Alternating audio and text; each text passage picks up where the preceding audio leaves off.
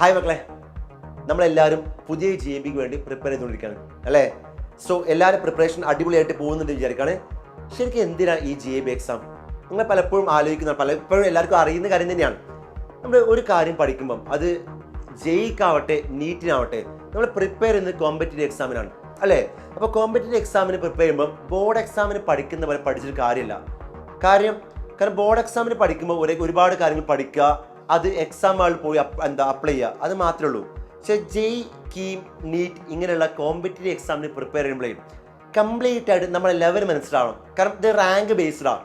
നമ്മൾ ഒരുപാട് മാർക്ക് കിട്ടിയിട്ട് മാത്രം കാര്യമില്ല, ബാക്കി എല്ലാവരെയും നമ്മൾ എന്ത് ചെയ്യണം, പിന്തള്ളിയിട്ട് നമ്മൾ മുമ്പിലെത്തണം അല്ലേ? അപ്പോൾ അതെത്തണമെങ്കിൽ ബാക്കിയുള്ളവരുടെ ലെവൽ അനുസരിച്ച് ലെവൽ കമ്പയർ ചെയ്യുമ്പം നമ്മൾ എവിടെ നിൽക്കുന്നത് കംപ്ലീറ്റ് നമുക്ക് ഐഡിയ ഉണ്ടാകും അല്ലേ?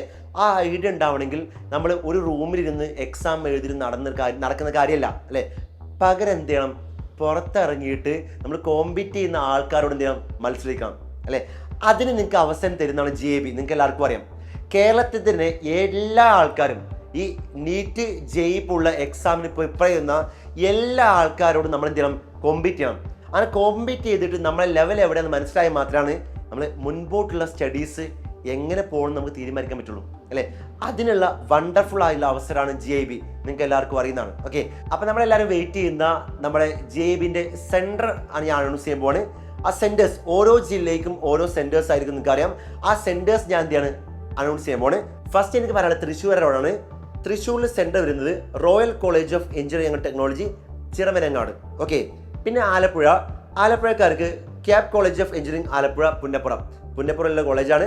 Then Kasaragod Nehru arts and science college. Then Kollam bishop Jerome institute Kollam. Malappuram ITP centre of കോട്ടകൾ. അടുത്ത കോട്ടയംകാർക്ക് ഗിരിദീപം ബേത്തനി സെൻട്രൽ സ്കൂൾ. എറണാകുളക്കാർക്ക് KMA എഞ്ചിനീയറിംഗ് കോളേജ്. കോഴിക്കോടുകാർക്ക് 2 സെൻറ്റേഴ്സ് ഉണ്ട്, ഒന്ന് സെൻറ് ജോസ് അസസ്മെൻറ്റ് സ്കൂളും അതേപോലെ മുദ്രയും, രണ്ടും ഉള്ളത് കുറ്റിക്കാട്ടൂരാണ്. പിന്നെ ട്രിവാൻഡ്രംകാർക്ക് multi data 3rd floor Mullassery ടവേഴ്സിലാണ്. പാലക്കാടുകാർക്ക് Nehru Jawaharlal college of engineering and ടെക്നോളജിയാണ്. ആൻഡ് ലാസ്റ്റ് വൺ കണ്ണൂരുകാർക്ക് ചിന്മയ ഇൻസ്റ്റിറ്റ്യൂട്ട് ഓഫ് ടെക്നോളജിയാണ്. അപ്പോൾ ഇത്രയുമാണ് ഓരോ ജില്ലയും സെൻറ്റേഴ്സായി വരുന്നത്. ഓക്കെ, അപ്പോൾ ഇതെന്ത് ചെയ്യുക, വൃത്തിയായിട്ട് മനസ്സിൽ വെക്കുക. സോ GABക്ക് വേണ്ടി പ്രിപ്പറേഷൻ തുടരുക. All the best.